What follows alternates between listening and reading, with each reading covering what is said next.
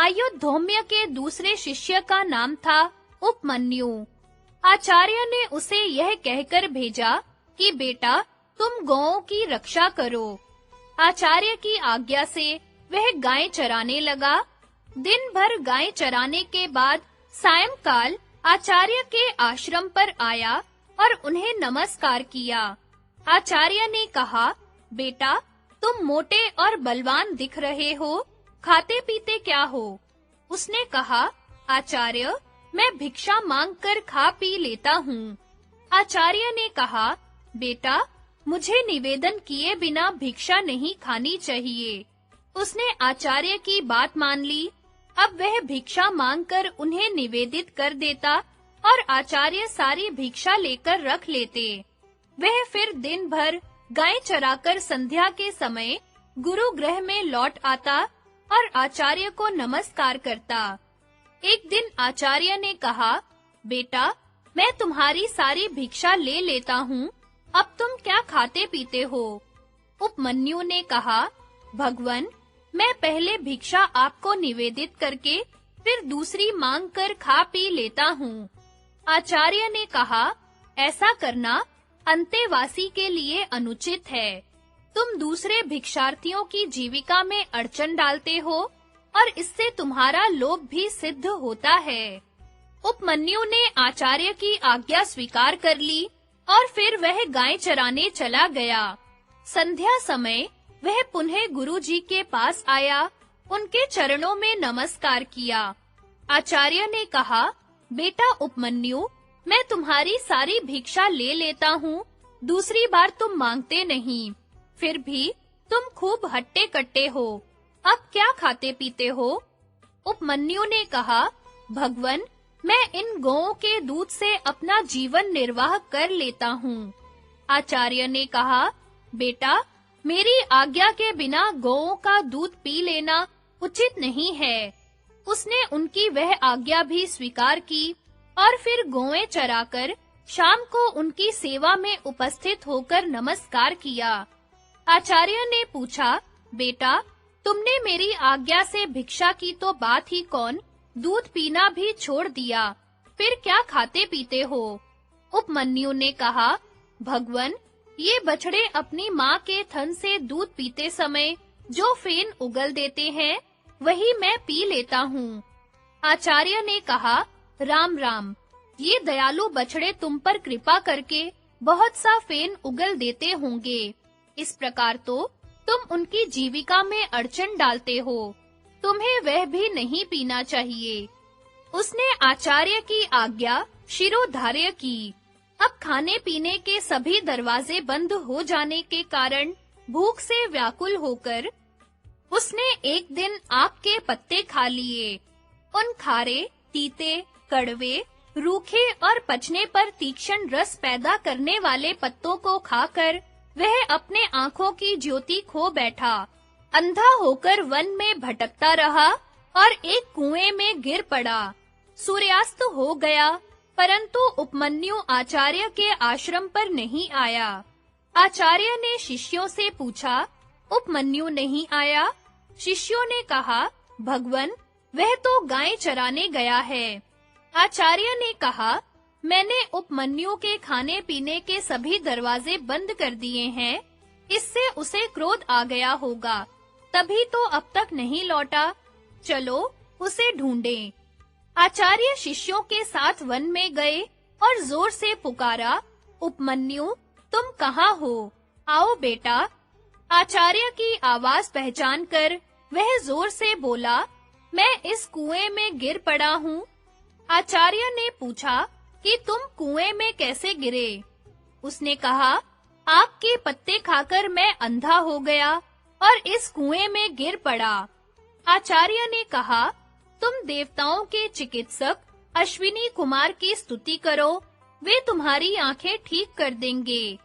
तब उपमन्यु ने वेद की ऋचाओं से अश्विनी कुमार की स्तुति की। उपमन्यु की स्तुति से प्रसन्न होकर अश्विनी कुमार उसके पास आए और बोले, तुम यह पुआ खा लो। उपमन्यु ने कहा, देववर, आपका कहना ठीक है, परंतु आचार्य को निवेदन किए बिना मैं आपकी आज्ञा का पालन नहीं कर सकता। अश्विनी कुमारों ने कहा, पहले तुम्हारे आचार्य ने भी हमारी स्तुति की थी और हमने उन्हें पुआ दिया था। उन्होंने तो उसे अपने गुरु को निवेदन किए बिना ही खा लिया था। सो जैसा उपाध्याय ने किया, वैसा ही तुम भी करो। उपमन्यु ने कहा, मैं आप लोगों से हाथ जोड़कर विनती करता हूँ, आचार्य को निवेदन किए बिना मैं पुआ नहीं खा सकता। अश्विनी कुमारों ने कहा, हम तुम पर प्रसन्न हैं, तुम्हारी इस गुरु भक्ति से। तुम्हारे दांत सोने के हो जाएंगे, तुम्हारी आंखें ठीक हो जाएंगी और तुम्हारा सब प्रकार कल्याण होगा। अश्विनी कुमारों की आज्ञा के अनुसार उपमन्यु आचार्य के पास आया और सब घटना सुनाई। आचार्य ने प्रसन्न होकर कहा, अश्विनी कुमार के कथनानुसार तुम्हारा कल्याण होगा और सारे वेद और सारे धर्मशास्त्र तुम्हारी बुद्धि में अपने आप ही स्फुरित हो जाएंगे। आयुधौम्य का तीसरा शिष्य था वेद। आचार्य ने उससे कहा, बेटा, तुम कुछ दिनों तक मेरे घर रहो, सेवा शुश्रूषा करो, तुम्हारा कल्याण होगा। उसने बहुत दिनों तक वहां रहकर गुरु सेवा की। आचार्य प्रतिदिन उस पर बैल की तरह भार लाद देते और वह गर्मी सर्दी, भूख प्यास का दुख सहकर उनकी सेवा करता। कभी उनकी आज्ञा के विपरीत न चलता। बहुत दिनों में आचार्य प्रसन्न हुए और उन्होंने उसके कल्याण और सर्वज्ञता का वर दिया। ब्रह्मचर्य आश्रम से लौटकर वह गृहस्थाश्रम में आया। वेद के भी 3 शिष्य थे, परंतु वे उन्हें कभी किसी काम या गुरु सेवा का आदेश नहीं करते थे। वे गुरु ग्रह के दुखों को जानते थे और शिष्यों को दुख देना नहीं चाहते थे।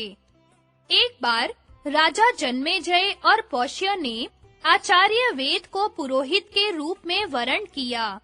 वेद कभी पुरोहिती के काम से बाहर जाते तो घर की देखरेख के लिए अपने शिष्य उत्तंक को नियुक्त कर जाते थे। एक बार आचार्य वेद ने बाहर से लौटकर अपने शिष्य उत्तंक के सदाचार पालन की बड़ी प्रशंसा सुनी। उन्होंने कहा, बेटा, तुमने धर्म पर दृढ़ रहकर मेरी बड़ी सेवा की है। मैं तुम पर प्रसन्न हूँ। तुम्हारी सारी कामनाएं पूर्ण होंगी। अब जाओ। उत्तंक ने प्रार्थना की, आचार्य, मैं आपको कौन सी प्रिय वस्तु भेंट में दूं? आचार्य ने पहले तो अस्वीकार किया, पीछे कहा कि अपनी गुरुआनी से पूछ लो। जब उत्तंक ने गुरुआनी से पूछा तो उन्होंने कहा, तुम राजा पौष्य के पास जाओ और उनकी रानी के कानों के कुंडल मांग लाओ। मैं आज के चौथे दिन उन्हें पहनकर ब्राह्मणों को भोजन परोसना चाहती हूँ। ऐसा करने से तुम्हारा कल्याण होगा, अन्यथा नहीं। उत्तंक ने वहां से चलकर देखा कि एक बहुत लंबा चौड़ा पुरुष बड़े भारी बैल पर चढ़ा हुआ है। उसने उत्तंक को संबोधन करके कहा कि तुम इस बैल का गोबर खा लो। उत्तंक ने ना कर दिया। वह पुरुष फिर बोला, उत्तंक, तुम्हारे आचार्य ने पहले इसे खाया है। सोच विचार मत करो, खा जाओ। उत्तंक ने बैल का गोबर और मूत्र खा लिया और शीघ्रता के कारण बिना रुके कुल्ला करता हुआ ही वहां से चल पड़ा। उत्तंक ने राजा पौष्य के पास जाकर उन्हें आशीर्वाद दिया और कहा कि मैं आपके पास कुछ मांगने के लिए आया हूँ।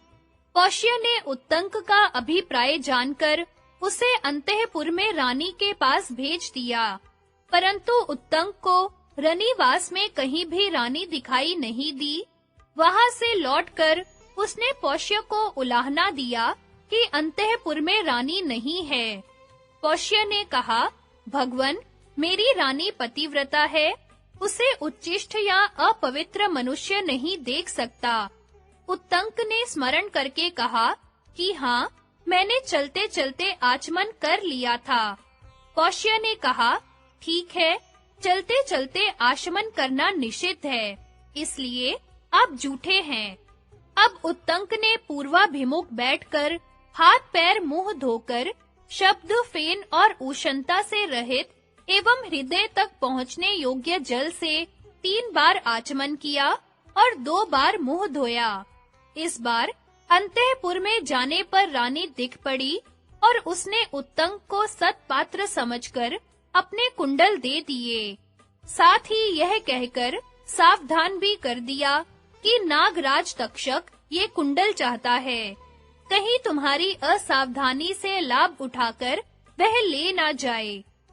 मार्ग में चलते समय उत्तंक ने देखा कि उसके पीछे-पीछे एक नग्न शपणक चल रहा है, कभी प्रकट होता है और कभी छिप जाता है।